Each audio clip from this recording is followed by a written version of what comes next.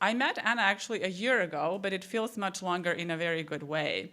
And I met her through another WIIS member whom I met in 2013 when I organized or helped organize a workshop, WIIS workshop at the Canadian Forces College. So Justina Dillon walked into the workshop because she was part of the exercises that were held at the Canadian Forces College. We become friends and colleagues.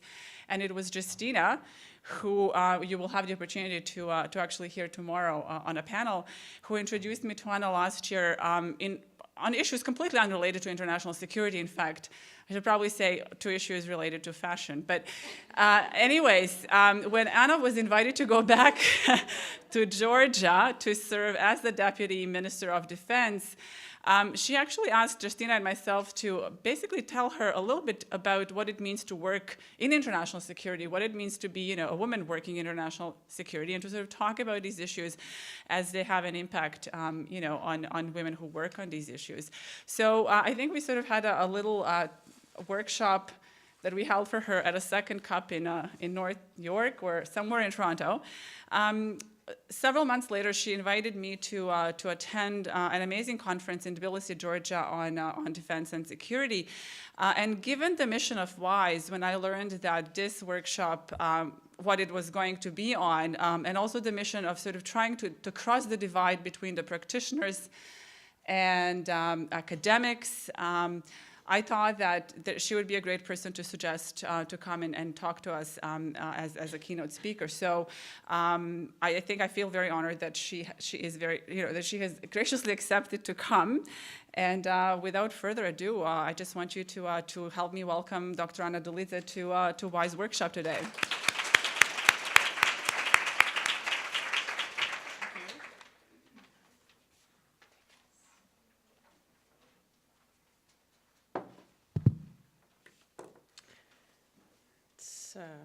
I am jet-lagged, but therefore I have to check that it is indeed around 5 p.m. So good evening. I'm happy to be here, and first of all, thanks to WIIS, to Women International Security Canada, for giving me this opportunity to speak with this distinguished and very, very interesting group and learn from the exchanges at the conference. I'm very happy to be present here, and I do hope that my presence here will be just the beginning of the friendship that will be fostered between me and the organization, perhaps Georgia and this organization. I wanted to speak about leadership today because specifically I meant to focus your attention on women who care about and support others, who try to uplift others, and concern themselves with the ways to achieve that. Let me be clear here. In this talk, I'm not talking about the qualities one needs to possess in order to be successful. I'm not concerned with individual success. Because at work, if my supervisor will exploit me and will not treat me with respect and dignity, actually I do not care if that person is a woman or a man. Unfortunately, these days, and there have been articles written about this, feminism is often associated with women's struggle for individual success. In fact, as we talk about women's rights and equality, I would like us to go back to the early roots and promises of the movement and to shift our focus from the discussion of individual success to the discussion of advancement of women for better good. I joined Nancy Fraser in her expressions of concern when she wrote that, and I quote, "I worry specifically that our critique of sexism is now supplying the justification for new forms of inequality and exploitation. That would explain how it came to pass that feminist ideas that once formed part of a radical worldview are increasingly expressed in individualistic terms." And here, I suggest that we take a step back and take a bird's eye view to make sure that when we care about the well-being of a tree, of an individual tree, we care about the well-being of the whole forest. Those two things are not the same. As Aristotle said, the whole is greater than the sum of its parts. We should not empower each individual tree, hoping that the forest will take care of itself. On the contrary, because we love the forest, we take the future of each tree close to our heart. And this is exactly what women leaders do. They think about the environment where they're placed. They're worried about the future of the environment. And they're keen on making it better, not just for themselves, but for everybody else. Surely, the question will be, and the concern will be, rightfully so, one needs to stand on one's own feet before one ventures into the affair of saving others. In fact, I've always thought that there's particular wisdom to the safety protocol on airplanes. This wisdom is surely applicable beyond flights and airports. As they say, put your own oxygen mask first before assisting others. But let us not forget that in times of turbulence, the relationships that we have created as we have worked with others for common good is often the oxygen that we put on ourselves when we face turbulence. If we're only worried about ourselves, then when we encounter turbulence, we can turn around and discover that there is no oxygen mask.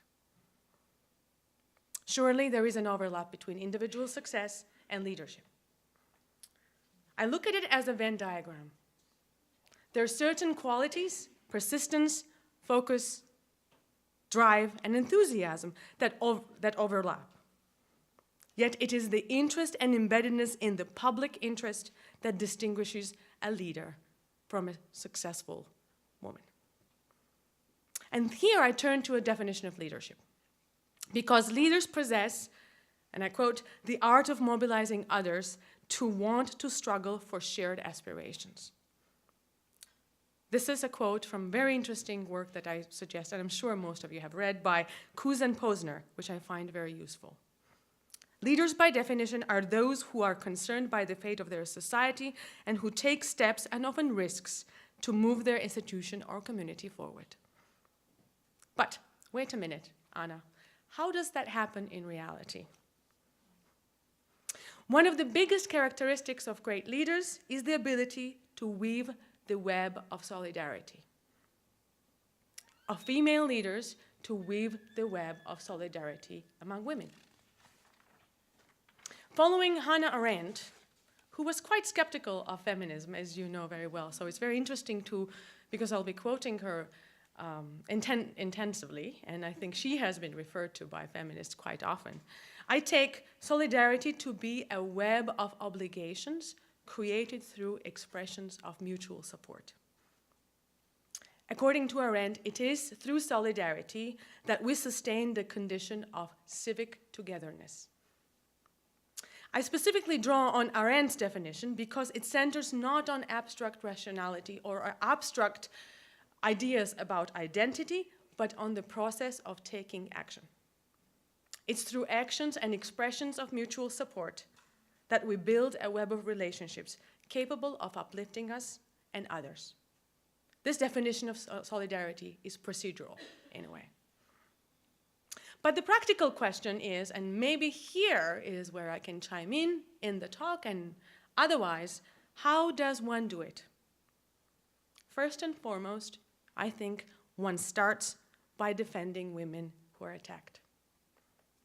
Attacked verbally, publicly, or privately, physically, or psychologically. Because as this audience knows very well, women are attacked very often, routinely. All of us have been and will be attacked. And self-defense against such attacks is incredibly hard. In fact, well, it looks defensive. So it justifies all the usual stereotypes against women. Oh, she's too emotional, she is too upset, startled, nervous. Above all, you might remember a German story about Baron Munchausen. Fictional Baron's exploits, narrated in the first person, focus on impossible tasks. He's a soldier, a sportsman, a traveler. He rides a cannonball, fights a crocodile, and travels to the moon. One special part of the fairy tale about Baron Munchausen is that he falls into a swamp with his horse, on top of his horse, and pulls himself out of a mire by his own hair. This story actually laid foundation to a famous thought experiment called Munchausen's trilemma. But let us remember that Munchausen's story is a fiction. We cannot get ourselves out from a mire by ourselves. Furthermore, by defending other women, we actually defend ourselves. Let me recall famous and beautiful words by a German pastor, poet, Martin Niemöller. First they came for the socialist, and I did not speak out, because I was not a socialist. Then they came for the trade unionist. I didn't speak out because I wasn't a trade unionist. Then they came for the Jews, and I did not speak out because I was not a Jew. Then they came for me, and there was no one left to speak for me.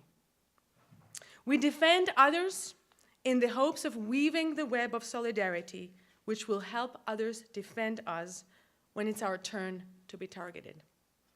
In this process, we create a dense web of relationships, which is much harder for anyone to take on. Moreover, when we defend others who are attacked, we must defend them as women. And here I go back to Hannah Arendt again, remembering what she wrote about ad hominem attacks. In her memoir, she wrote that when she was laughed at and attacked as a Jewish girl, her mom taught her to respond as a Jew. If one is attacked as a Jew, she said, one must respond as a Jew. So, if we are attacked as women, we must respond as women. What does that mean specifically? I think it means garnering one's whole arsenal of experiences, perspectives, and aspirations of being a woman and responding with that arsenal. Hannah Arendt, once again. It is through solidarity that Hannah Arendt was part of one of the most important friendships in the 20th century with Mary McCarthy. I think a story of how they became friends after not speaking to each other for 6 years is very interesting. One evening in late 40s, Hannah Arendt and Mary McCarthy left an editorial meeting in New York, and they were standing together on a subway platform. Both were returning home, and they hadn't spoken to each other for 6 years. Arendt finally approached Mary and said, "Let's end this nonsense. We think too much alike."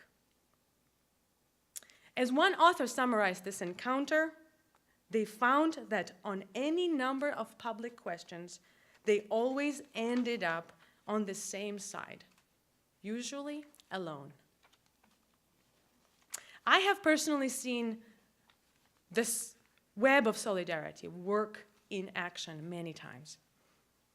One morning in January 2006, I turned on the TV and saw that the then Minister of Defense was organizing a press conference dedicated to none other than myself. At the time, I was a civil rights lawyer, criticizing many of government's actions.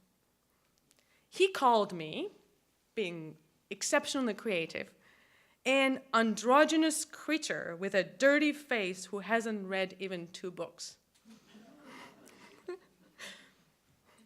Okay. So how does one respond to that? By saying, no, I'm not an androgynous creature.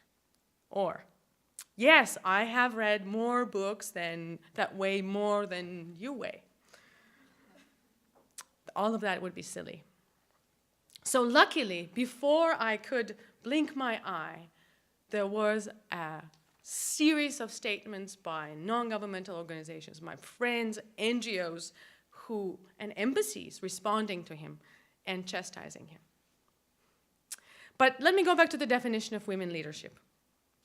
What are the qualities that make a woman leader? I would like to suggest two metaphors, and pardon me for being a bit provocative. And they're not exclusive, they're inclusive, complementary. And please bear in mind that when I speak here of these two personalities that female leaders combine, I speak of content, not of form. I would like to call the first personality Celine Dion.